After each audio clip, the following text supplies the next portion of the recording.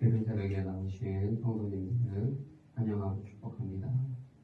또 온라인으로 참석하신 분들도 환영하고 축복합니다. 오늘 본문 역대하 36장 마지막 장입니다.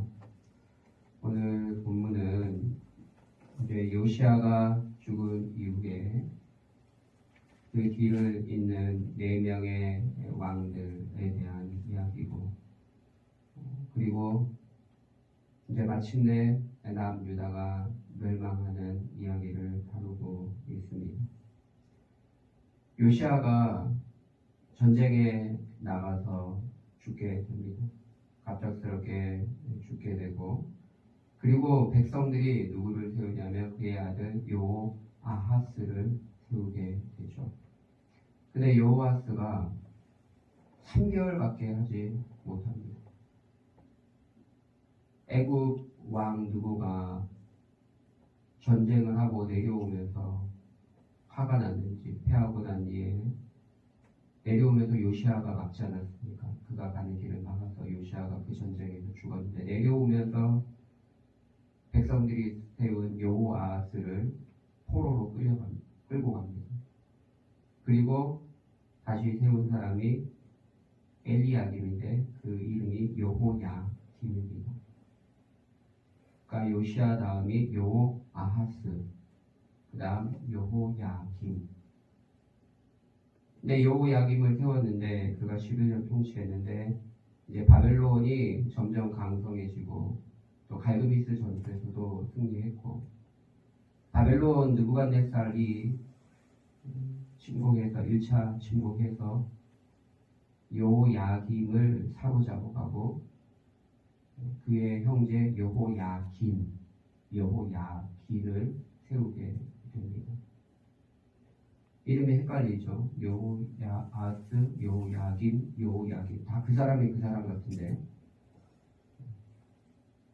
그래서 바벨론 왕이 여호야김을 잡아가고 여호야긴을 세우죠.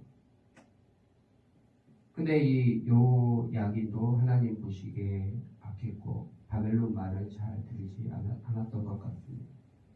그 당시 임금들은, 그 유다 왕들은 애굽과 바벨론 사이에서 어디 편에 설까 늘 고민했습니다. 여호야긴도 바벨론의 말을 잘 듣지 않자 바벨론 왕 느부갓네살이 다시금 내려와서 여호야긴을, 자신들이 세웠던 여호야긴을 다시 포로로 사로잡아가고, 그리고 마지막 세운 왕이 그의 숙부 시드기야입니다. 그러니까 왕들이 제대로 통치하지 못하고 이방 세력들에 의해서 계속 바뀌고 있음을 보게 됩니다. 애굽에 의해서 바뀌고, 또 바벨론 왕이 와서 또 바꿔가고 포로로 끌고 오고, 또 와서 바꿔가서 포로로 끌고 오고, 그리고 마지막 세운 왕이 시드기야입니다. 근데 여호아하스, 여호야김, 시드기야, 이 사람들 전부 다 하나님 앞에 바로 서지 못했습니다. 그래서 5절에 보면 여호야김에 대한 평가가 여호와 보시기에 악을 행하였다. 9절에도 여호야긴에 대한 평가가 여호와 보시기에 악을 행하였다. 11절에 시드기야도 12절에 보면 여호와 보시기에 악을 행하여 선지자 예레미야가 말을 해도, 말씀을 해도 듣지 않았다, 겸손하지 아니했다 이야기하고 있습니다. 여러분, 나중에 시드기야는 어떻게 되는지 아십니까? 시드기야는 느부갓네살을 대적하다가 느부갓네살이 직접 내려옵니다. 내려와서 예루살렘을 쳐들어와서 멸망시키고, 또 그를 사로잡고 도망가다가 잡혀가지고 느부갓네살 앞에 끌려와서 그가 보는 앞에서 그 아들들을 다 죽임당하는 것을 보게 됩니다. 그리고 느부갓네살이 하도 열받으니까 시드기야의 두 눈을 뽑아버리라고 합니다. 그래서 산채로 두 눈이 뽑힙니다. 그리고 바벨론으로 끌려가서 쇠사슬에 대어서 평생 감옥에서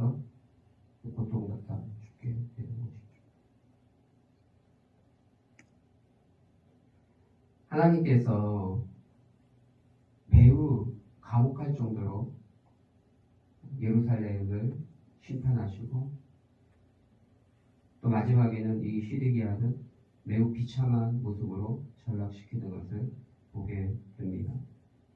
그 이유가 무엇입니까? 하나님이 잔인한 분이기 때문에 그런 것이 아니라 수도 없이 수차례 선지자들을 보내서 어루고 달래고 경고했지만 그들이 하나님의 말씀을 무시했기 때문입니다. 그래서 15절 16절 보십시오. 15절 16절이 그 당시 왕들의 그 패역한 모습을 보여주고 있는 것입니다. 15절에 보면 그 조상들의 하나님 여호와께서 그의 백성과 그 거하시는 것을 아끼사, 그러니까 예루살렘을 하나님이 아껴서 웬만하면 멸하지 않으려고 했는데, 그래서 부지런히 하나님이 그의 사신들, 메신저들을 보냈습니다. 그 백성에게 보내어 이루셨지만 그 결과가 어땠어요? 그의 백성이 하나님의 사신들을 비웃었습니다. 예레미야를 비웃고 조롱하고 또 하나님 말씀을 멸시하며 그 선지자를 욕하며, 그래서 결국 여호와의 진노가 그 백성에게 미치게 된 것입니다. 회복할 수 없는 상태에 이르게 된 것입니다. 사랑하는 성도, 우리 하나님은 은혜롭고 자비로우십니다. 회개하고 돌이키면 하나님이 왜 용서하지 않겠어요? 부지런히 하나님이 메신저를 보내서 말씀을 해도 여러 번 경고하고 돌아오라 회개해 여러 번 해도 끝까지 말을 듣지 않기 때문에 하나님이 가혹한 징계를 내리신 것입니다. 하나님도 그렇게 하기 싫었어요. 여기 보면 그 백성과 그 거하시는 곳을 아끼사, 하나님도 웬만하면 예루살렘을 건들고 싶지 않으셔서 아끼셨다는 겁니다. 그러나 그렇게 할 수밖에 없었던 것은 그들이 끝까지 하나님의 말씀을 거부하고 그 선지자들을 비웃고 박해하고 여호와의 진노를 불러 일으켰기 때문입니다. 21절에 보면 어떻게 됩니까? 그들이 이제 시드기야는 두 눈도 뽑히고 잡혀가고 또 많은 사람들이 바벨론 포로로 끌려가게 되고, 그리고 그 땅이 황폐하게 되는데, 근데 놀라운 것은 21절에 이렇게 얘기합니다. 이 토지가 황폐하여 땅이 안식년을 누린과 같이 안식하여 70년은 지났으니 여호와께서 예레미야 입으로 하신 말씀이 이루어졌다. 여러분, 하나님의 백성들이 우상 숭배하고 가증한 짓들을 행하고 자기의 자녀를 불로 지나가게 하고 하나님 보시기에 너무 더럽고 추악한 짓들을 많이 했습니다. 여러분, 그 땅에 거하는 하나님의 백성들, 또 그 땅에 거하는 사람들이 우상 숭배하고 더러운 짓들을 하면 그 땅이 영적으로 더러워지는 거예요. 그 땅이 더러워지는 것입니다.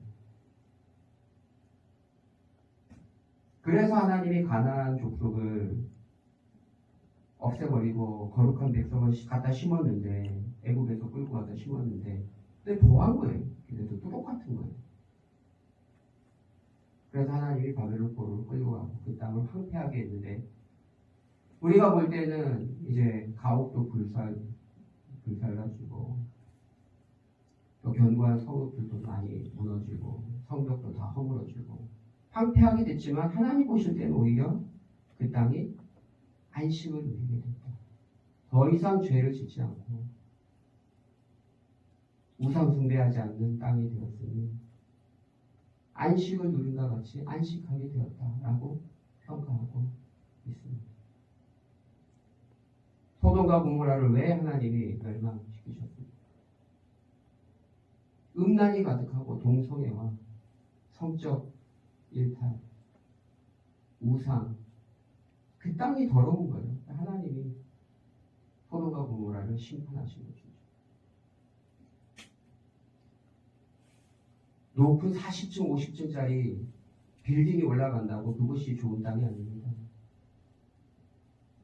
부동산으로 봤을 때 금싸라기 땅이라고 3배, 4배 부동산이 올라간다고 그것이 좋은 땅이 아닙니다. 죄가 만연하고 이 세상의 가치에 음녀에 유혹되고 물들어 있고 하나님도 모르고 그러면 그 땅이 더러워지는 거예요. 하나님 보실 때 마약이 창궐하고 음란이 가득하고 더러운 땅입니다. 하나님이 심판하실 것입니다. 차라리 그런 죄 짓는 인간들을 싹 쓸어버리는 것이 그 땅이 안식하는 거예요. 쉬는 거예요. 하나님 보실 때. 그래서 70년 동안 하나님이 그 땅을 쉬도록 안식하도록 그렇게 하셨고 또 70년 이후에 다시금 이제 복귀하게 하는 것이죠. 그래서 23절에 보면 22절 23절에 하나님께서 바사와 페르시아를 말하죠. 이제 바벨론이 멸망당하고 페르시아 제국이 들어섰는데 하나님이 그 제국의 왕 고레스의 마음을 감동케 하셔서 여러분 이스라엘 백성들이 뭐 대단합니까? 아주 변방의 작은 민족인데 근데 그 민족을 생각하게 하시고 그 민족이 다시금 회복할 수 있도록 돌려보낸다는 돌려. 그래서 23절에 바사 왕 고레스가 이같이 말하노니 하늘의 신 여호와께서 세상 만국을 내게 주셨고 나에게 명령하여 유다 예루살렘에 성전을 건축하라 하셨나니 너희 중에 그 백성된 자는 다 올라갈지어다. 그 이방 변두리의 작은 나라에 그 하나님의 성전을 지으라고 자기가 명령을 받았다는 거예요. 자기가 대단하죠. 한날에 엄청난 제국에 그 페르시아 왕 고레스가 하나님께 명령을 받아서 하나님이 자신에게 권한을 줬고 그 명령을 받아서 선포하고 있는 것입니다. 그래서 그 나라 백성된 자는 다 돌아가라 고국으로. 이건 정말 하나님의 역사입니다. 하나님이 약속하신 그대로 다시금 돌려보내고 있습니다. 사랑하는 성도 여러분, 오늘 우리는 요시아와 이후 여러 왕들의 타락과 민족의 몰락, 패망을 살펴보았습니다. 하나님은 70년 뒤에 약속하신 대로 페르시아 왕을 통해서 회복을 성취하십니다. 모든 역사를 주관하고 다스리는 분이 하나님이심을 여러분 기억하시고 그 위대하신 하나님 앞에 우리도 겸손하게 또 주님 말씀에 잘 순종하기 원합니다. 하나님은 지금도 우리에게 여러 메신저들을 통해 또 이 말씀, 끊임없는 말씀을 통해서 우리의 삶을 돌이키고 하나님 앞에 바로 서도록 촉구하고 있습니다. 그 말씀을 경히 여기지 말고 그 말씀에 순종하는 주님을 기쁘시게 하는 믿음의 백성들 되시기를 예수님의 이름으로 축복합니다.